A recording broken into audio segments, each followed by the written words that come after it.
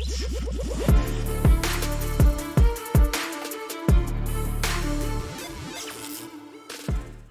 talk about Spider-Man. Not so much Spider-Verse, but the video game series, which is really good, by the way. I really enjoyed the Spider-Man game that was on PlayStation. It's on PC now.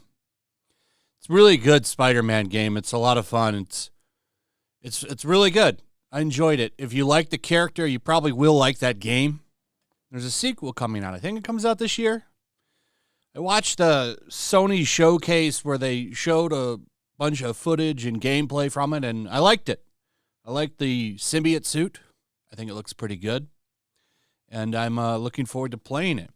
However, there are some people that just don't like to have fun, like The Gamer, this website, which is quickly becoming the new Kotaku and Polygon. By the way, Kotaku and Polygon made several articles similar to this one. I was going to pull them up, but there's so many Spider-Man articles out right now, it's tough to search them. I can't remember the actual names. But I've done videos on them where they complain about Spider-Man making Spider Cop jokes, because if you played the game, there's scenes where Peter is laughing with is she a captain? I think she's a captain, Captain Yuri, the female police officer that he works with, to kind of, take care of some stuff that she can't do, similar to Batman and the way he works with the police. Spider-Man is a superhero. He's not a judge, a jury, or an executioner. He sees a crime, he stops it, he hands the criminals over to law enforcement. This is what has been done in comics since, I don't know, the 40s. Late 30s with Superman and Captain Marvel, Shazam. This is the way it's been since the start of the genre. Okay? But there's a group out there that just does not like the police. They want social programs instead of police. It's really stupid. And I don't support. I support police. I like law enforcement. And it keeps society from falling apart, because if there was no law enforcement, there would be no civility, no law and order. Everyone would plunge into chaos, which you're seeing in a lot of these super leftist cities that are just being overrun with crime, theft. Like, it's bad. I'm glad I don't live in a big city, but for those of you that are, I'm sorry. It looks really bad in some places. Really, Chicago, which I saw, like the Magic Mile, totally plunged into chaos during some riots a couple weeks ago. It was insane. So Spider-Man has missions with the police in this game, and it makes them look okay. It's cop-ganda.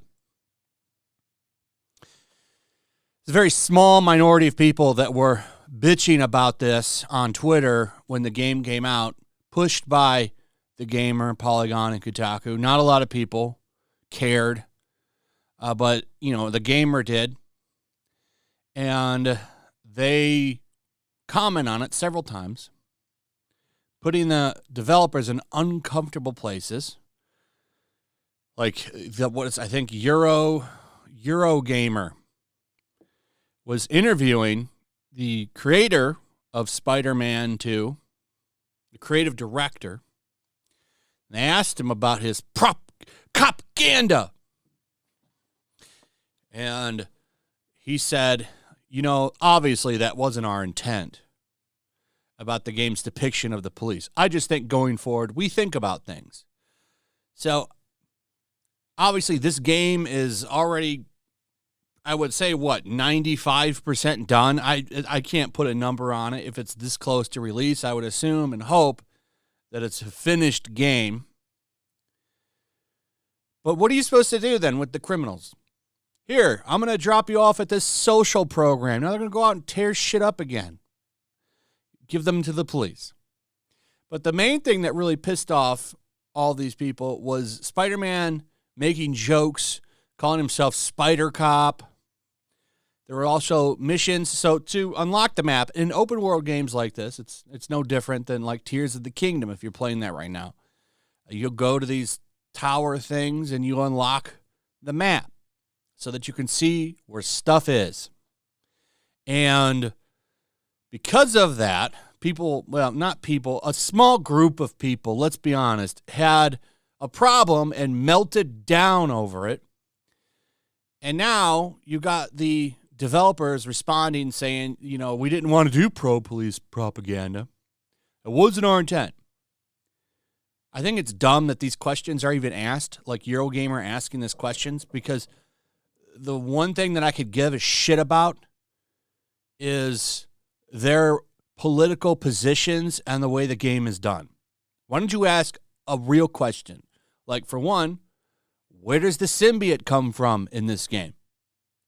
Now, I think they're going, based on the credits of the first game, is they're going down the Ultimate Spider-Man route, which was the suit was kind of a cure for cancer, I believe, in the Ultimate Spider-Man comics. And it just kind of became its own thing. Whereas, in the 616 Spider-Man comics is an alien. Are they doing a combination of that? Is it a found thing and they used it for medical treatment when it's really an alien? I'd like to know these kinds of answers, which I'm sure we'll find out in the story. But no, we need to talk about police propaganda in the game. Get the hell out. All of these developers should boycott these outlets when they ask stupid questions like this. Because for one, we don't need these people anymore. Thanks to social media, there's no reason that developers can't just say Q&A for 10 minutes and answer questions from fans, because it'll reach the fans that way. We don't need Eurogamer. We don't need The Gamer. We don't need Polygon. We don't need Kotaku.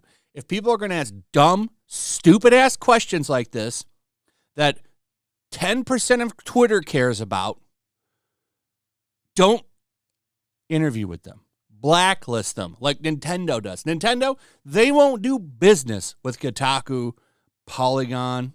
Well, I don't know about Polygon. I haven't seen Polygon get any exclusive shit, so I'm guessing them as well. But we know for a fact a lot of developers will not work with Kotaku at all. They're pissed off about it. I did a couple videos on that because it's funny. So Eurogamer, lock them out. Don't need them at all. Like, there's so many ways to do questions now. You could go on Reddit, you could go on Twitter, and just talk about it with posts and post videos. You don't need these people anymore. People on YouTube you can talk to. I would love to see all of these outlets go out of business, because this is a ridiculous waste of time. Nobody gave a shit about the police stuff in Spider-Man. Spider-Man has worked with the police since his inception. There was a character called Captain Stacy, who was around for a long time. And if you know who Gwen Stacy is, knows who he is. I'm talking about the original Gwen Stacy, not Spider-Gwen.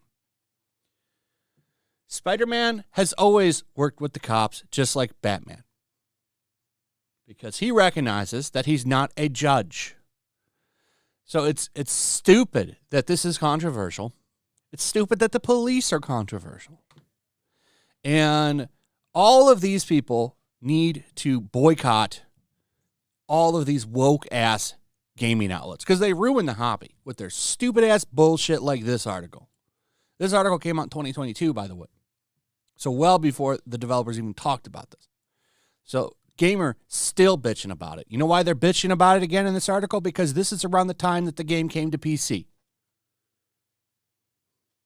Oh, let's talk about the cop stuff. Anyway. Support your police. Let me know what you guys think about all this in the comments. I'd like to hear from you. Also, if you would please like, subscribe, share the video. Make sure you're still subscribed. Hit that notification bell. I'll see you on the next one. Peace. Make sure to check out my locals. There's a link in the description. It's a fun community that I'm trying to build over here. If you don't want to support me on YouTube, you can come over here. None of that money goes to YouTube. You also can just come over here for free. But if you are a supporter over here, I do plan on doing an extra live stream once a month and throwing links to the supporters so you can actually come on and have a supporter live stream with me. Also, it's a good place to catch all of my content. You don't have to worry about notifications like YouTube. They'll definitely work over here. So come check out my locals.